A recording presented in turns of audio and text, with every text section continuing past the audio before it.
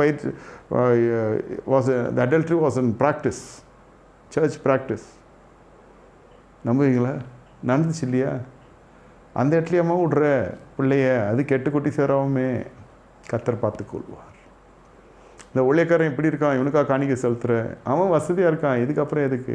அவனுக்கு அங்கேருந்து வருது, இங்கேருந்து வருது, எங்கேருந்தாவது வரட்டும். அவன் பல்கலைக்கழகமாகவே இருக்கட்டும், அவன் பெரிய ஒரு ஞான பிரகாசமாக இருக்கட்டும், பேரை வச்சு அது மாதிரி தான் கோச்சிக்காதிக்கும் சொல்கிறேன். ஞானம் பிரகாசித்து அப்படி ஞான பிரகாசமாகவே இருக்கட்டும். அவன் எவ்வளோ பெரிய புத்திசாலியாக இருக்கட்டும், திறமைசாலியாக இருக்கட்டும், நான் செலுத்த வேண்டிய தசமாக செலுத்தியே தீருவேன்.